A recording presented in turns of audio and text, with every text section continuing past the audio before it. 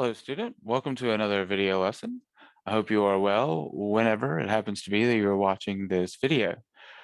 For this lesson, we're going to be talking about the skill of inferences and how this relates to the HiSET, adult education, college and career readiness, all that good stuff.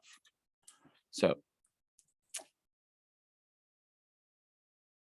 our goal for this lesson is to become acquainted with inferences in our lives and on standardized tests. We're going to discuss what an inference is, the many different forms of that word, the definitions, and how making inferences is a skill you use all the time and how we can apply that skill to the HiSET and other standardized tests.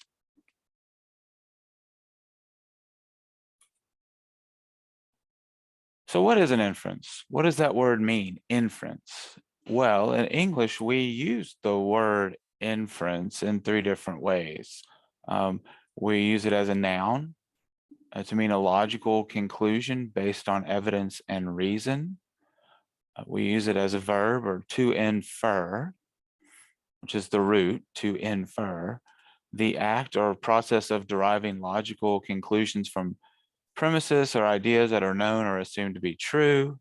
And then we also have the adjective form inferential, which is of or pertaining to or made by or dependent upon inference. So that's a very, very definition of the word inference and how we use it, the different ways we use it. Sometimes it helps us to understand the definition of words we may not be familiar with if we hear that word being used in a sentence or in a context that makes some sense. So, for instance, the noun form of the word inference, when used in a sentence, is when two students submit work that is the exact same in every way. Most instructors make the inference that those two students cheated together. And what was an inference? It was a logical conclusion based on evidence and reasoning, also known as a really good guess. So to infer, the verb form, as I approached the long line of motionless cars, I had to infer that there would be a train crossing the upcoming intersection, or that there was a bad wreck that I could not see. So there again, the verb form to infer is to the act of making an inference. And inferential, the adjective, when you don't know all the facts, the only thing you can do is make inferential conclusions to describe what type of conclusions. Now, the cool thing about inferences, what I think is cool, is that you use them all the time in the real world. For instance, when you woke up in the morning, you look outside and you make a logical conclusion based on the evidence. Say it's sunny outside, and the reasoning. What do you know about what the weather's like when you look outside and just the sun is shining and it's early June, let's say? You know it's going to be sunny and probably warm. You've made an inference about the weather. And that's the first thing you do, right? When you wake up, or one of the first things you do. Maybe on your way to work or to an appointment, or to school, or wherever you're going. Again, you see a train crossing the highway. You make an inference based on your previous experience with that to stop, or maybe to turn around if you're in a hurry and find another way, right?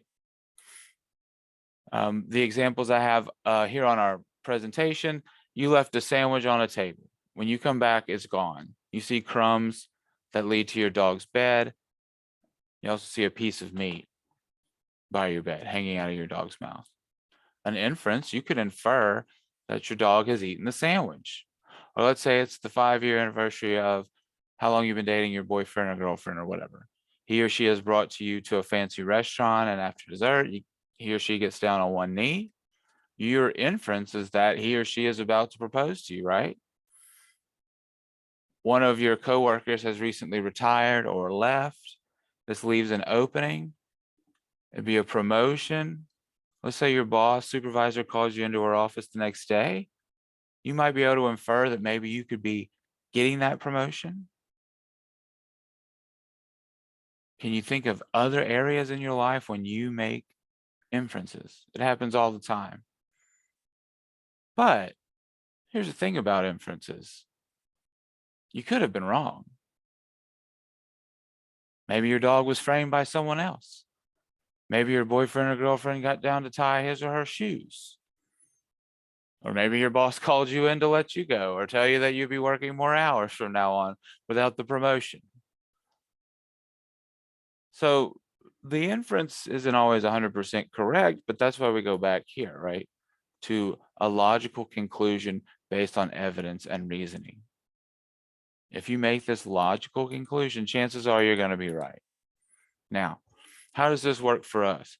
Authors rely on a reader's ability to make inferences. We talked about it in the 5 W's lesson, the when and the where. You have to make inferences. Authors don't always write out on Tuesday, April 3rd, 1848 at 12 o'clock noon, such and such happened. You know, they have a show them, don't tell them policy in writing. Show your reader, don't just tell them. Where else do we use our inference abilities? When we're determining the meanings of metaphors and symbolism, trying to find theme, the implicit meaning, author's purpose and intention, and character motivations. Those 6 areas are also where you're tested on the HiSET. How are you tested on standardized tests, TABE, HiSET? With prose passages, stories and folktales, novels, you have to make inferences. You have to make inferences about the meanings, the symbolisms, the metaphors in poetry. You have to make inferences about text, charts, maps, and graphs on social studies and with science. You know, they have experimental data, text, charts, graphs that you have to make inferences on. You have to draw conclusions about. You have to make logical guesses. So as ever, I'd like to present you with some of these examples of inference test questions, right? So you can have this before you based on the information in the passage the author most likely believes, and that's where you would be asked to select. Notice the words in bold: conclusion, assumption, generalization. Those are synonyms for inference in this case. Sometimes they even ask you, what can the reader infer about blank? So take note of these test questions. Use these questions for active reading practice when you're working on your assignments. Be thinking as you read, what does the author most likely want me to know here? What am I supposed to be thinking about? What's important?